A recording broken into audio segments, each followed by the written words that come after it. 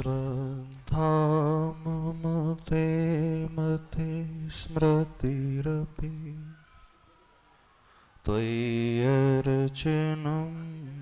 चापि ते हस्तावञ्जलये कथा श्रुतिरत कर्णोक्षिसम्प्रेक्ष्यते स्वस्तात्यां व्यसनं शिरोनतिपरम् सेवेन्द्रश्रियेण ते तेजस्वी सुजनोऽहमेव सुकृते तेनैव तेजः पते। देवादिदेव अतिशयकारी श्री शांतिनाथ भगवान की जय हो। देवादिदेव श्री पार्श्वनाथ भगवान की जय हो। संत श्रोमणी आचार्य भगवान गुरुदेव श्री विद्यासागर जी महाराज की जय हो। पूज्याचार्य श्री समय सागर जी महाराज की जय। परम पूज्य निरापक्ष श्रमण मुनि वीर सागर जी महाराज की समस्त मुनि संघ की जय। ओम। किसी का कोई भरोसा नहीं, कौन कब इस दुनिया से चला जाए। जहां आप बैठे हैं, इस महाराष्ट्र की धरा में, कल तक जो उप मुख्यमंत्री थे, आप सबके चहेते थे, अचानक प्लेन लैंडिंग में क्रैश होता है और वो हंसता बोलता मुस्कुराता चेहरा मिट्टी में मिल जाता है। जो राजा की भांति उसकी ये दशा, तो सामान्य व्यक्ति की क्या दशा होगी। थोड़ा सा अपने भीतर ये भाव लाने की कोशिश कर लेना। आप लोग कब तक जियोगे? पूछ रहे हैं आपसे, कब तक जियोगे? कोई गारंटी नहीं है। कितनों को ये विश्वास है कि कोई गारंटी नहीं है, हो सकता है हम कल का सवेरा भी ना देख पाए। कितनों को विश्वास है ऐसा हो सकता है? आप लोगों के साथ भी घट सकता है। अभी शाम के 4 बजे हैं, हो सकता है कल दिन के 4 बजे आप ना देख पाओ। कितनों को विश्वास ऐसा हो सकता है? हाँ, सब कहेंगे हो सकता है, लेकिन अभी हमारा नंबर नहीं है, अभी तो पड़ोसी का नंबर है। कितनी विचित्र बात है, व्यक्ति सत्य को जानता है, कहता भी है, पर वह अपने भीतर उसे नहीं घटाता है। दृढ़ धारणा सबकी है, लेकिन उसके साथ यह भी दृढ़ धारणा है, ये तो संसार का नियम है, जो आएगा वो जाएगा, जो आता है वो जाता है।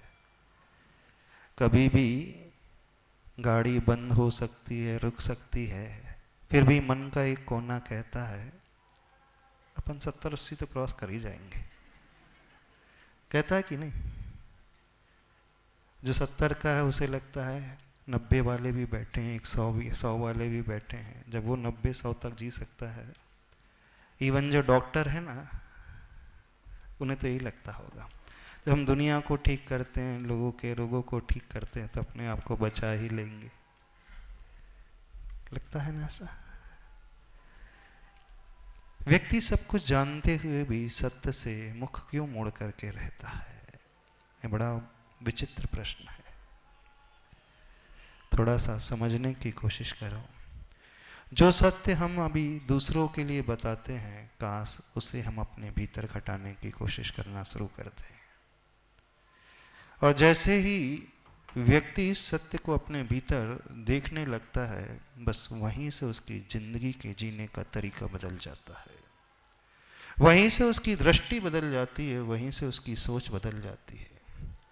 इसके पहले वो कुछ भी कर सकता है, कैसा भी जी सकता है, कुछ भी खा पी सकता है, भोगों में मस्त हो सकता है, अपनी लाइफ को स्पॉइल कर सकता है, सब कुछ कर सकता है, बस इस सत्य को वो स्वीकारने के लिए तैयार नहीं होता। तो एक बार, जो अभी तक आपने कई बार शास्त्रों में पढ़ा है, कई बार दूसरों के मुख से सुना है, और न केवल सुना है बल्कि कई बार दूसरों को सुनाया भी है। कई बार सुनाया होगा ना। हाँ, जब जब किसी की अर्थी में जाते होंगे, जब पड़ोसी के घर में गमी हो जाती होगी, आवाज फट रही, थोड़ी सी व्यवस्थित कर लेना। पड़ोसी के यहाँ किसी की गमी हो जाती होगी तो उसे सांत्वना देने के लिए आप जाते भी होंगे। तेरही में जाते होंगे, तिया में जाते होंगे, जाते हो ना। 3 दिन बाद बैठने जाते, 13 दिन बाद बैठने जाते। कहाँ, यहाँ क्या रूल है? 3 दिन बाद ही चले आते हैं। तो उसके घर में जाके क्या कह करके आते हो? समझा करके आ जाते होंगे उसे,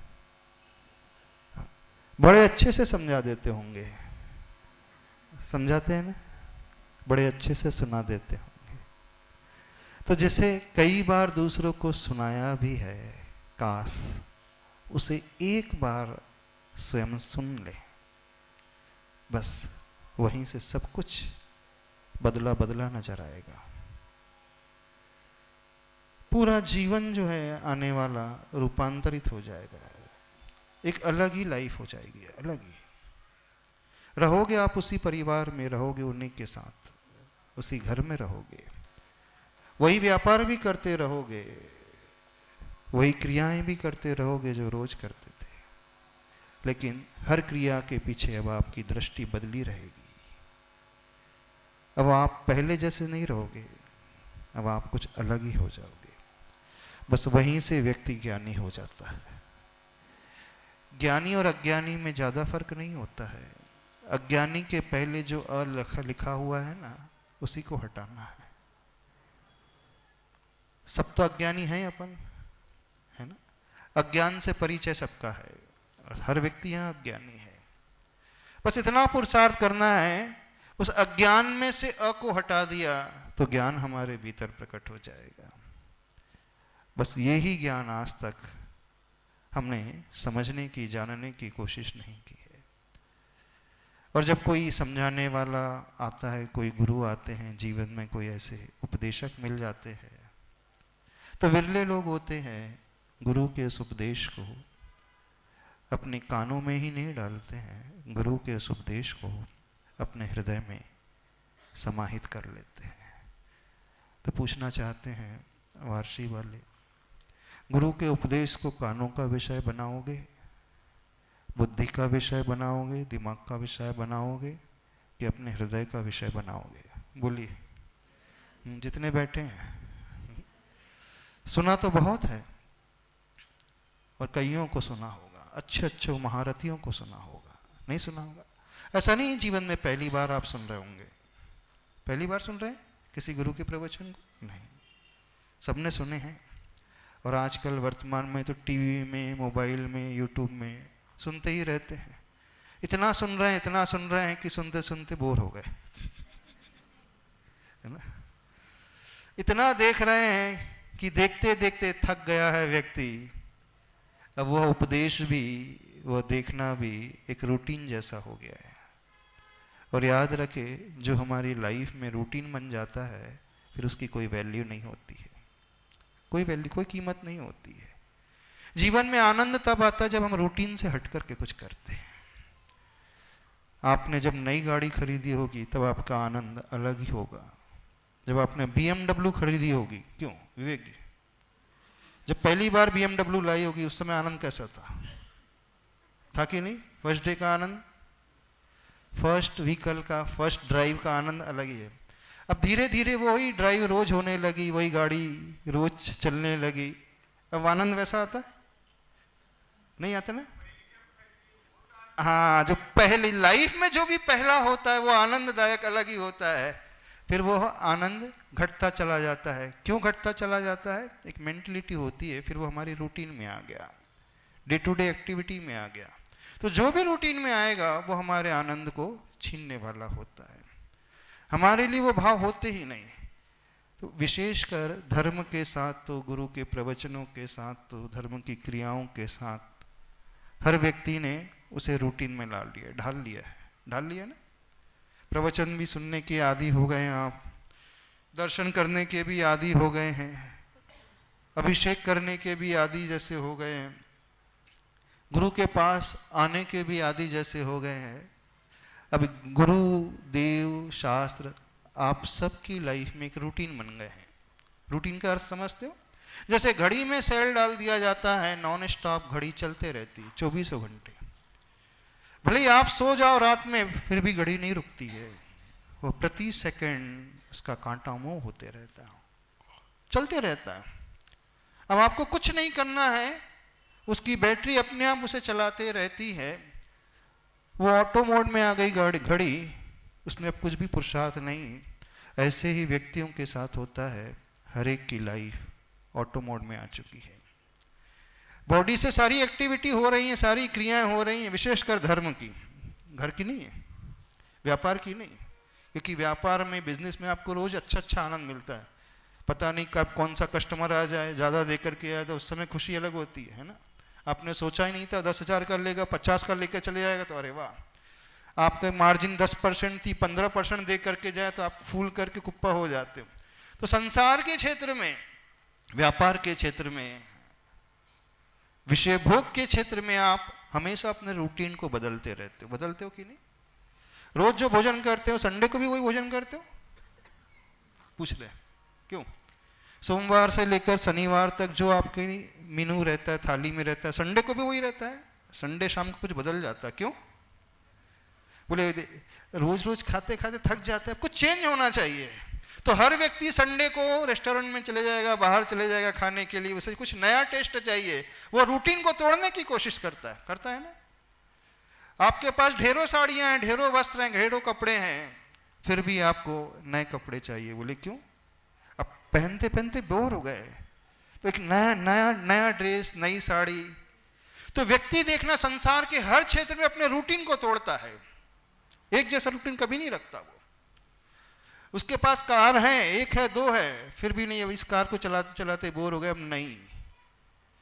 आपके पास मोबाइल है, आपकी इसी मेंटलिटी के कारण मोबाइल कंपनियां, टेक्नोलॉजी कंपनियां वाले होती है ना, नए टेक्नोलॉजी लाती हैं, नए मोबाइल हैंडसेट लेकर के आती हैं। उन्हें पता है 3 महीने में वो बोर हो जाएगा, तो फिर से आईफोन 17 प्रो, आईफोन 18 प्रो खरीद लेगा। बोले उन्होंने आपकी नब्ज को पकड़ा है। क्या नब्ज को पकड़ लिया? बोले मनुष्य की प्रकृति होती है, उसे बदलाहट चाहिए, उसे परिवर्तन चाहिए। इसलिए हम कुछ भी नया ऐड कर देंगे, कलर चेंज कर देंगे, साइज चेंज कर देंगे, लेंस की वेवलेंथ चेंज कर देंगे, कुछ भी कर देंगे, तो व्यक्ति खरीद लेगा। बाकी सारे फीचर जो पुराने में थे वही नए में भी थे। बात पहले भी हो रही थी, बात अब भी थी, इंटरनेट पहले भी था, आज भी है। उन्होंने क्या किया? कुछ नया ऐड कर दिया, और आपका मन ललचाने लगता है कि नहीं अब नया चाहिए ना। तो आप अपनी जिंदगी में क्या क्या नया करते हो? हमेशा खाना हो तो नया है, पहनना हो तो नया है, मोबाइल खरीदना हो तो नया, गाड़ी खरीदना हो तो नई, जूते खरीदना हो तो नया, पेन खरीदना हो तो नया, कहीं भी जाना तो नया, टूर होना, नई पिकनिक होना। लेकिन धर्म के क्षेत्र में बताइए, करते हो कुछ? करते हो? नहीं, कुछ नहीं करते। इसलिए आपका धर्म जो है बोरियत होकर के रह गया। आपका धर्म जो है रूटीन की भांति, एक घड़ी के शैल की भांति होकर के रह गया, उससे कुछ नहीं होता है। यदि आप धर्म को जीना चाहते हो, धर्म करते समय आनंद पाना चाहते हो, तो एक बात कहना चाहते हैं, उस रूटीन को तोड़ो। और उस रूटीन को तोड़ने के लिए ही गुरुओं का समागम मिलता है। उस रूटीन को तोड़ने के लिए गुरु आते हैं, उस रूटीन को तोड़ने के लिए आपको कुछ नया देते हैं। आप रोज अभिषेक करते, रोज दर्शन करते, बोले नहीं अब आपको नया चाहिए, तो कहते अब आप विधान करो। अब आप विधान करोगे ना, वही भगवान की पूजा है और कुछ नहीं है। भगवान की ही पूजा करोगे, लेकिन अब ये विधान आपको एक नया आनंद देगा, नया भाव पैदा करेगा, नई विशुद्धि पैदा करेगा, नया सब कुछ देगा। और जो नई विशुद्धि पैदा होती है वही सबसे ज्यादा कल्याणकारी होती है, क्योंकि ऐसी विशुद्धि रूटीन में कभी नहीं पैदा हो सकती, सबके साथ है। इसलिए आचार्य भगवान कहते हैं, जैसे आप संसार के क्षेत्र में हमेशा परिवर्तन करते रहते हो, धर्म के क्षेत्र में भी कुछ नया किया करो। रोज वही पूजा नहीं, रोज बदल बदल करके पूजा किया करो।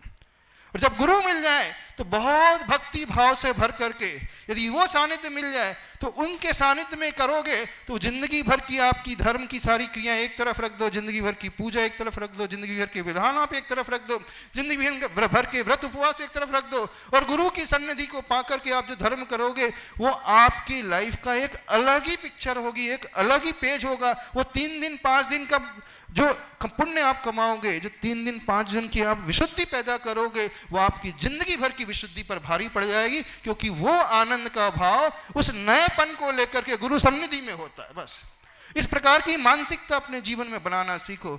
लेकिन जो इसे नहीं समझ पाता है वो हमेशा ढर्रे में चलता रहता है, रूटीन की अपीस की जिंदगी जीते रहता है, और उसकी जिंदगी बिल्कुल ऐसी ही बीत जाती है। वो सुनता है सब कुछ, लेकिन विश्वास स्वयं के भीतर नहीं घटित करता। आपने सुना अजित पवार चले गए, हाँ 3 दिन हो गए, बोले चले गए। वो तो छोड़ दो, आप तो छोड़ दो, उसकी वाइफ भी चले गए तो गए। अब तक मुझे तो डिप्टी सीएम बनना है, तुमने शपथ भी ले ली, 3 दिन के अंदर ही शपथ ले लिया। वो सारा का सारा क्या हुआ, शोक, वो सारा का सारा गम गायब हो गया। संसारी व्यक्ति इतना स्वार्थी होता है कि नहीं, होता है कि नहीं? आपको क्या लगता है आपका साथ कौन देगा? विवेक जी कौन साथ देगा? बेटा देगा? आपके जाते ही 3 दिन बाद वो भी सब वही करने लगे जो उनकी सुमित्रा पवार ने किया। ये कड़वा सत्य है। सत्य सबके साथ होता है, उनके साथ नहीं। ये कड़वा सत्य है जिस पर हम जान छिड़कते हैं, जिससे हम सब कुछ मानते हैं, जिसके लिए हम एक एक पल बिताते हैं, जिसके लिए हम हमेशा इंतजार करते हैं, जिसके लिए हम भोजन पानी भूल जाते हैं, जिसके लिए हम अपनी रात की नींद भी खो देते हैं, जिसके लिए हमारे दिल में चैन भी नहीं आता है, आपके जाने के पश्चात 3 दिन तक वो इंतजार करेगा। और आज तो ऐसी हो गया ट्रेंड, जिस दिन अर्थी जाती है उसी दिन 13 भी हो जाती है। एक साथ 3 और 13 एक साथ होते नहीं, बोले टाइम नहीं, बोले इतना रिश्तेदार को भी टाइम नहीं, 3 दिन में खारी में उठाने आएगा, 3 दिन में फिर बोले 13 दिन बाद फिर आएगा। कहाँ टाइम है? तो बोले एक साथ सारी एक्टिविटी करो, बोले इलेक्ट्रिक उसमें भेजो, तुरंत राख मिल जाएगी, तुरंत राख भी कर दिया, तुरंत खारी भी कर दी, तुरंत 13 भी हो गई, टेंशन फ्री, आप भी फ्री हम भी फ्री, ताकि हमको भी तो दुकान खोलना है। वो ये इंतजार करता है, बेटा ये इंतजार करता है, अभी हमको भी दुकान खोलना, कस्टमर खड़े हैं, इतना लेना देना है, और चांदी इतना नीचे ऊपर हो रही है, तो सोने चांदी वाले उनसे पूछ लो, एक दिन में एक लाख ऊपर नीचे अप डाउन हो रही, 4 लाख से 3 लाख में आ जा रही है। तो बोले ऐसे समय हम बिजनेस बंद नहीं कर सकते। कर सकते हैं क्या? जरूरी है, बोले खोलना। तो ये स्थिति है, संसार के स्वार्थ को समझने की कोशिश करो। सबसे कह रहे हैं, इससे पहले आप इस दुनिया से चले जाओ, इससे पहले आप सो जाओ, आप हम जाग जाओ, हम ही कहना चाहते हैं। हम क्या कह रहे हैं? हर व्यक्ति से कह रहे हैं, सोने से पहले जाग जाओ। वैसे सोने से पहले व्यक्ति जागृत ही रहता है, जगा हुआ ही रहता है सोने से पहले तो, लेकिन हम फिर कह रहे हैं सोने से पहले जाग जाओ। इसका अर्थ समझ रहे हो? सोने से पहले जागने का अर्थ बड़ा गहरा है। इस मायने में गहरा है कि जैसे आप जगा हुआ महसूस कर रहे हो, जागृत महसूस कर रहे हो, वो जागरण है ही नहीं। अंतर इतना है, रात के अंधकार में व्यक्ति आंखें बंद करके सोता है और दिन के उजाले में आंखें खोल करके सोता है। जब वो रात के अंधकार में लेट करके सो जाता है तो इतना खतरनाक नहीं होता है, लेकिन जब उसकी आंखें खुली रहे, न केवल आंखें खुली रहे, वो सारी क्रियाएं करते रहे, अच्छे से भोजन भी करते रहे, बिजनेस भी करते रहे, सारे बाहर के कार्य भी करते रहे, आना जाना भी करते रहे, घूमना भी चलता रहे, सारे व्यवहार को भी निभाते रहे, तो उसे पक्का विश्वास हो जाता है मैं जागा हुआ हूं, मैं सो थोड़ी रहा हूं। आप लोग सो रहे हैं कि जाग रहे हो? बताओ। हाँ, आप लोग सोए हुए हो कि जागे हुए हो? देखो सबको लगा ना कि सब कह रहे हैं जागे हुए हैं। जब हमारी बुद्धि कहती कि हम जागृत है, तो वो सबसे खतरनाक स्थिति होती है, क्योंकि दिमाग कह रहा है मैं जगा हूं, लेकिन अंदर का भाव कह रहा है मैं सोया हूं। उसे पकड़ना बहुत डिफिकल्ट होता है, कोई नहीं पकड़ पाता उसे। जो सोया हुआ है उसे पकड़ना बड़ा आसान है कि सोया हुआ है, नींद है, आंखें बंद है। लेकिन जो जाग कर सोया हुआ है उसे पकड़ना बहुत कठिन है। पकड़ सकते हो आप? गर्दन भी ला रहे हो, नहीं नहीं, बहुत कठिन है ना। तो लग रहा है ना सब जागे हुए हैं, पर आप जागे नहीं हो, आप सो रहे हो। कितने लोग सो रहे हैं? सो रहे नहीं, सोए हुए हैं। दुनिया जीवन बीत जाता है, व्यक्ति कभी जागता ही नहीं है। कई लोग ऐसे होते हैं संसार में, वो सोए सोए पैदा होते हैं और सोए सोए चले जाते हैं, और जीवन में कभी जाग नहीं पाते, वो कभी जागृत नहीं हो पाते। वो भले 80 साल जी लेंगे, 60-70 साल जी लेंगे, लेकिन कभी जागृत ही नहीं हो पाते, क्योंकि उन्हें पता ही नहीं चलता कि हम सो रहे हैं। तो जीवन के बदलाहट की शुरुआत जो होती है, जीवन के परिवर्तन की शुरुआत होती है, जानते हो किससे होती है? जिस क्षण हमें ये पता चल जाए कि मैं जागा नहीं, मैं सोया हूँ, बस वहीं से उसके परिवर्तन की शुरुआत हो जाती है। अब उसे लगने लगता है कि मुझे अपने आप को जगाना है, उसे लगने लगता है मुझे अपने आप को कुछ अलग करना है, बदलना है, मुझे अपने रूटीन से अपने आप को बाहर निकालना है, मैं अपनी इस जिंदगी को कुछ अलग ही ढंग से जीऊंगा, तब मानना वो जागा हुआ है। तो बोलो, आप लोग जाग जाओगे? कब जागोगे? हाँ, कमेटी वालों कब जागोगे? वारसी वाले कब जागोगे? हमारे रहते रहते जाग जाओगे? नहीं जागोगे। आज जाग जाओगे, 2 दिन बाद जागोगे, 3 दिन बाद जागोगे, 30 दिन बाद जागोगे, 30 वर्ष बाद जागोगे, कब जागोगे? हाँ, देखो कई बार हमारे प्रवचन बड़े रहस्यपूर्ण हो जाते हैं, कई बार बड़े कंफ्यूजिंग भी हो जाते होंगे। लोगों को लगता है महाराज जी क्या बोल रहे हैं, लगता है, पर हिलाना बहुत आवश्यक है। जब तक चोट भीतर ना पड़े हम नहीं बदल सकते, क्योंकि अधिकांश समय ऐसा ही होता है, सबके साथ ऐसा ही होता है, और हर भाव में यही होता आया है, सबके साथ यही होता आया है। हर भाव में व्यक्ति यही मानता है कि नहीं, मैं सबको जान रहा हूं, मैं संसार के सत्य को पहचान रहा हूं, लेकिन बुद्धि से पहचानना अलग है और हृदय से उसे आत्मसात कर लेना बहुत अंतर को लिए हुए होता है। इतना कहना चाहते हैं, जब हमारे जीवन में कोई गुरु हमें मिल जाते हैं ना, वे ही होते हैं जो हमें झकझोर करके जगा सकते हैं, अन्यथा कोई नहीं जगा पाता। इसलिए नहीं जगा पाता क्योंकि वो खुद नहीं पहचान पाता कि जगा है कि सोया है, उसे लगता है जगा हुआ है। जैसे आपको लग रहा है ना सब जागा रहे हैं ना, आपको लग रहा है ना पड़ोस वाला भी जागा है, ये भी जाग रहे हैं, ये भी जागे, ये भी जागे, और आपको ये भी लग रहा है मैं भी जागा हूं। तो जितने पागल होते हैं ना, कभी पागल खाने जाकर के देखना, जितने भी पागल होते हैं एक साथ रहते हैं, पर सब समझते हैं सब एक नंबर के इंटेलिजेंट है। उनकी विशेषता होती है, पागल कभी अपने आप को पागल नहीं स्वीकारता।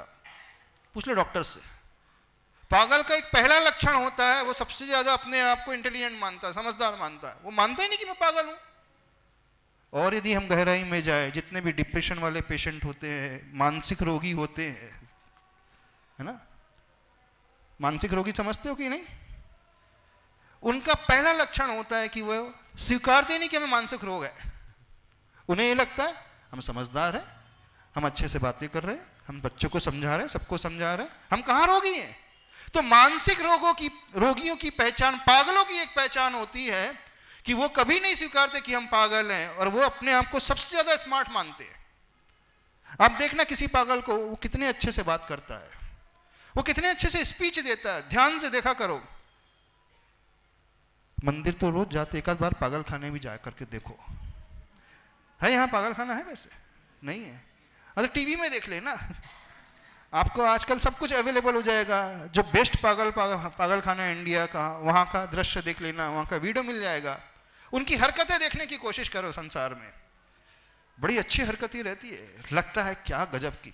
आप क्या बात करोगे आपसे अच्छी बात करेगा, टेक्नोलॉजी की बात करेगा, पॉलिटिक्स की बात करेगा, स्पोर्ट्स की बात करेगा, फिल्म इंडस्ट्री की बात कर देगा, बिजनेस की बात करेगा, सब बात समझा देगा आपको, सब।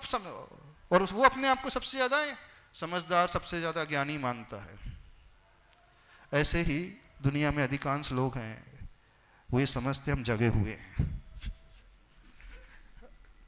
जगे हुए हैं ये समझते हैं। जैसे आप लोगों ने कहा आप सभी जगे हुए हो ना, सभी जगे हुए हो कि नहीं, पहला लक्षण सोए हुए व्यक्ति का पहला लक्षण, सोए हुए व्यक्ति का पहला लक्षण वो अपने आप को जगा हुआ मान रहा है, और जगे हुए व्यक्ति का पहला लक्षण वो कहता है नहीं मैं तो सो रहा हूं। क्यों? क्योंकि मैंने भी जिंदगी ढंग से जी ही कहा है। ज्ञानी का पहला लक्षण होता है वो अपने आप को सबसे बड़ा अज्ञानी मानता है, और अज्ञानी का पहला लक्षण होता है वो अपने आप को सबसे बड़ा ज्ञानी मानता है। ध्यान से नोट कर लेना इस बात को। ज्ञानी व्यक्ति की सबसे बड़ी पहचान होती है वो कहेगा नहीं मुझे कुछ नहीं आता, मैं कुछ जानता ही नहीं, मैं क्या जानता हूं, कुछ नहीं जानता। और अज्ञानी व्यक्ति यही कहेगा नहीं मैं बहुत कुछ जानता हूं। धार्मिक व्यक्ति का पहला लक्षण वो कहेगा मैं धर्म नहीं करता हूं, मैं धर्म ही कहां कर रहा हूं। अधार्मिक का पहला लक्षण वो कहेगा कि नहीं मैं बहुत धर्म कर रहा हूं। आप लोग कितना धर्म कर रहे हो बोलिए, आप लोग थोड़ा धर्म तो कर रहे हो कि नहीं? देखो आप लोगों ने इतना टेंट लगा दिया, आप समूहशरण का विधान करने जा रहे हैं, आपने मुनि संघ को इनवाइट किया, आपने प्रतिष्ठाचार्य को बुलवा लिया, आप इंद्र इंद्राणी बन करके इसमें भाग लेंगे, आप 3 दिन तक दुकानदारी बंद रखेंगे, रखोगे कि नहीं? नहीं, जब तक विधान चलेगा उतने घंटे। आप 3 दिन तक घर में भोजन नहीं करेंगे, नहीं करोगे ना, क्योंकि भोजन की व्यवस्था यही है 3 दिन नहीं 5 दिन जितने भी दिन है। तो आप लोग धर्म करने जा रहे हो कि नहीं? धर्म करोगे ना? थोड़ा धर्म कर रहे हो ना? अधार्मिक की पहली पहचान वो कहता है मैं धर्म कर रहा हूं। मैं हम इस कारण कह रहे हैं जितने बड़े बड़े महान आचार होते हैं ना, जितने बड़े बड़े प्रतिष्ठित आचार होते हैं, ज्ञानी आचार होते हैं, गणधर परमेष्ठी होते हैं, वे जानते हैं अपने आप को क्या कहते हैं? मुझसे बड़ा पापी कोई नहीं है। 1 बार नहीं 2 बार नहीं 3 बार कहते दिन में वे पापिष्ठेन दुरात्मा जड़धिया माया विना लोभिना। वो क्या कहते हैं? मैं बहुत बड़ा पापी हूं, मैं दुरात्मा हूं, मैं दुष्ट हूं, मैं मायावी हूं, मैं लोभी हूं, मैं कपटी हूं, मैं कषाई हूं। कौन कह रहा है? किसकी बात कर रहे हैं हम? आचार्य परमेष्ठी की। आचार्य गुरुवर विद्यासागर महाराज जी दिन में कई बार बोलते थे। क्या बोलते थे वो? क्या बोलते थे स्वयं को? मैं पापी हूं, मैं कपटी हूं, मैं लोभी हूं, मैं कषाई हूं, मैं मायावी हूं। अच्छा बताओ आचार्य श्री पापी थे क्या? बोलो, आप बोलो। आचार्य श्री पापी थे क्या? वो कपटी थे क्या? वो मायावी थे क्या? वो लोभी थे क्या? वो कषाय से भरे हुए थे क्या? अरे जिन्होंने 5 पापों को जीवन भर के लिए त्याग दिया, हिंसा को जिन्होंने जीवन भर के लिए त्याग दिया, झूठ चोरी कुशील परिग्रह का जीवन भर त्याग कर दिया, जिन्होंने घर बार का त्याग कर दिया, जिनके पास तिल तुस मात्र भी परिग्रह नहीं था, वो कहता कि मैं सबसे बड़ा लोभी परिग्रही हूं। जिन्होंने पाप को त्याग करके महाव्रतों को धारण कर दिया, वे कहते थे कि मैं सबसे बड़े पापी हूं। कहते थे कि नहीं? तो अच्छा बताओ आचार्य भगवान पापी थे क्या? नहीं। मायावी थे? नहीं। फिर भी वो कहते थे कि नहीं? तो धार्मिक व्यक्ति की पहचान, महान आचार्यों की पहचान, वे अपने आप को कभी ज्ञानी नहीं कहते हैं, वे अपने आप को कभी महान नहीं कहते हैं, वे अपने आप को एकदम निकृष्ट मानते हैं। तो बोलो आप लोग कौन हो? बोलो जोर से बोलो, बोलो जोर से बोलो। वारसी वाले आप लोग कौन हो? अरे जोर से तो बोलो। माइक तो एक कॉर्डलेस दो इनको थोड़ा सा। हाँ तब तक सब रिकॉर्ड होगा, तब तो समझ में आएगा। हाँ हाँ बोलो राजन जी। विवेक भाई और राजेंद्र जी तो बोलेंगे हाँ, हम सबसे बड़े पापी। हाँ शुरुआत तो करो। हाँ करो तो सही। हाँ माइक पे खड़े होकर के बोलो, और तब तो आनंद आएगा। सबसे बड़े पापी है। हमारे कहने पे बोल रहे हो? इससे कुछ नहीं होगा। विवेक जी बोलो, खड़े होके बोलो। हाँ सबसे बड़े पापी है। और क्या क्या हो? चोरी भी करते हो कि नहीं? हाँ। अधर्मी भी हो कि नहीं? अधर्मी हूँ। मायावी भी हो कि नहीं? जरूर हूँ। लोभी भी हो कि नहीं? 100%। पैसा गांठ में बांध करके रखते हो कि नहीं? रखते हैं। फिर क्या करना है? क्या करना है? पाप छोड़ना है कि नहीं? लोभ छोड़ना है कि नहीं? बस जिस क्षण हमें मानना स्वीकार कर ले कि हम सबसे बड़े कपटी हैं, पापी है, बस वहीं से हमारे विकास की राह शुरू हो जाती है। विश्वास मानो, वहीं से हमारा जीवन बदलना शुरू हो जाता है, क्योंकि हमने स्वीकार कर लिया। कोई बीमार अपने आप को हमेशा स्वस्थ मानता रहे, वो कभी स्वस्थ नहीं हो पाएगा। नियम है। ये रोगी हमेशा कह के मैं निरोगी हूं, मैं स्वस्थ हूं, कभी रोगी इसका रोग दूर होगा ही नहीं। रोगी की पहली पहचान होती है, रोगी का पहला लक्षण होता है वो स्वीकारता कि नहीं मुझे बीमारी है। क्यों मानसिक रोगी जो है वो स्वस्थ क्यों नहीं होते? क्यों पागल जो स्वस्थ क्यों नहीं होते? कारण पता है आप लोग? वो हमेशा ये मानते कि हम पागल है ही नहीं, वे हमेशा मानते कि हमें कोई मानसिक रोग है ही नहीं, मुझे कोई टेंशन है ही नहीं, मुझे कोई डिप्रेशन नहीं है, मुझे कोई शिकायत नहीं है। बस वो हमेशा मानते हैं, तो उनका अवचेतन मन, उनका सबकॉन्शियस माइंड ये कहता है कि मैं तो स्वस्थ हूं। फिर वो कितनी भी मेडिसिन खा लें कभी असर नहीं पड़ेगा। तो स्वस्थ होने की शुरुआत कहां से होती है? वो स्वीकारे कि मैं अस्वस्थ हूं। ज्ञान को पाने की शुरुआत कहां से होती है? वो स्वीकारे कि मैं अज्ञानी हूं। धर्म की शुरुआत कहां से होती है? वो स्वीकारे कि मैं अधर्मी हूं। और अमीर की बनने की शुरुआत कहां से होती है? वो स्वीकारे कि मैं गरीब हूं, कम है मेरे पास। स्वीकारते हो कि नहीं? तभी तो आप दिन रात लगे रहते हो कमाने में। आप लोग मानते हो कि नहीं अभी कम है, अभी उतना नहीं जितना होना चाहिए, अभी 50 करोड़ की प्रॉपर्टी है। क्यों राजन जी? अभी 50 करोड़ की प्रॉपर्टी पर कम है। मन कहते हैं ना कम है, तभी तो और दिन रात मेहनत कर रहे हैं और लगे हैं, और चाहिए अभी 50 के बाद 100 होना चाहिए। क्यों विवेक जी, होना चाहिए कि नहीं? तो मन क्या कहता है? अभी कम है, अभी एक शोरूम है, 2 होना अभी भी कम है, एक गाड़ी है 2 होना कम है, 4 गाड़ी है कम है अभी, इस कारण वो नहीं खरीदते रहता। यानी सबसे बड़ा उसका गुण है कि वह सबसे बड़ा असंतुष्ट रहता है।